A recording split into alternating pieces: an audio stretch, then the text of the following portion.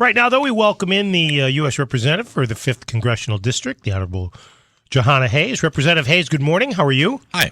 Good morning. I'm fine. Thanks for being with us. We want to talk about the bill that you're co-sponsoring with Representative Gabbard from Hawaii and Representative McBath from Georgia, which is the School Shooting Safety and Preparedness Act. And I know that this has been a real cause of yours since you've become a member of Congress.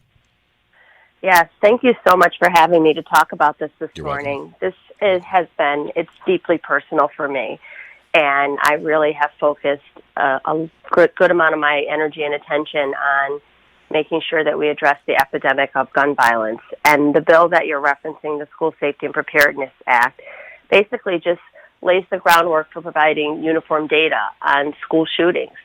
We have no method of collecting data on school shootings. Right.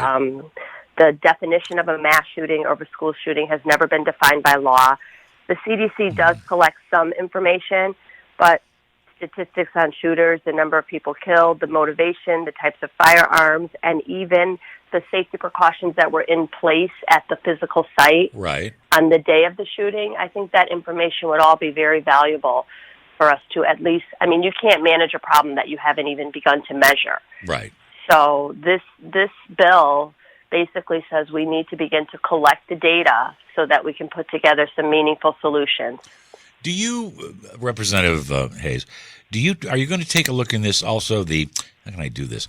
Kind of a remote diagnosis. If you look at some of the people who, Adam Lanza, case in point, and Castro down at Parkland, these were disturbed young men who apparently there was some knowledge that there were some issues with these guys. Is this going to take care of that too? Well, I think as we begin to collect the data, we can see what are those trigger points, or what other methods are in place in schools. Just this week, prior to this hearing, we had a hearing on acute trauma in children, and that hearing was set to really identify what are some of the traumatic experiences that children have, and how are we reporting them in schools.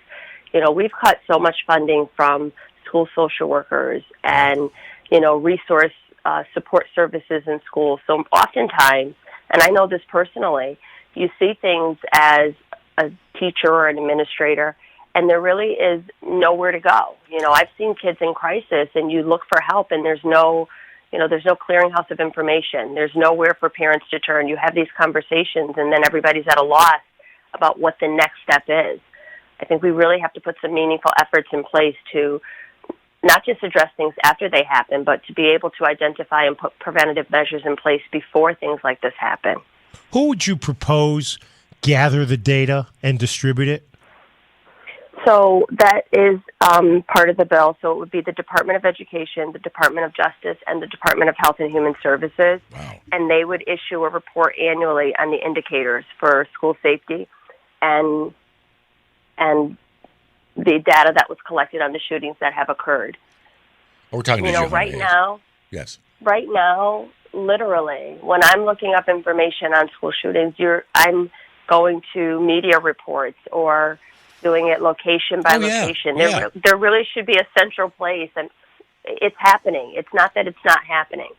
And, my Republican colleague, Virginia Foxx, offered an amendment that would have, in essence, killed the spirit of the bill. They wanted to even take the word shooting out and just say, violence happens in all places, and it's all of these other indicators. And I'm not disputing that, mental illness and, other behaviors contribute, but we need to study specifically school shootings. Right. A Google search is not necessarily going to do it. It's not. We should mention, I think everybody knows, but if they don't, you were a school teacher, in fact, Teacher of the Year. So in your experience, what was it like? What did you do when it got a problem child? Did you have the resources to help take care of them? Well, I've had lots of experiences with this, and, oftentimes, and I know this was my experience, where it's the teacher who is putting in the extra effort, doing the extra research, staying before school, staying after school. I've had experiences where I have had a child who was in crisis, and we had to call the parents and call 911 or call an ambulance. Wow. And even at that point, there are not enough inpatient beds in the state of Connecticut or in most communities. Most insurances don't cover, the type of screenings that we're talking about. And there are kids and young people who have had these traumatic experiences and really don't know how to deal, with what's going on internally, and they lash out. Oh. We have so many kids in our classroom who have gone undiagnosed, who have serious mental illnesses, and that presents itself as a behavior problem. And then we see, the discipline, the school-to-prison pipeline. One of the things that I'm hoping that we can move towards the direction of fully funding IDEA, the Individuals with Disabilities Act. We have students with special needs who are going undiagnosed throughout their entire academic career and, being suspended or disciplined for things that they have no control over. We really have to get to the heart of many of these challenges so that we can properly educate our children and position them for success. We've only got about 30 seconds left, but when I talked to Chris Murphy last week after his phone conversation with the president, he said he thought the president is at least listening to improving background checks and doing more to that. Do you have that same sense? I wish I shared Senator Murphy's optimism, but what I've learned here in my very short time in Congress is that we have the will to do whatever it is we want to do. I've seen things move to the floor very quickly. Public sentiment, when we had the 9/11 bill in a week, after much pushing, the temperature change, we voted on the House, the Senate moved it, the President signed it.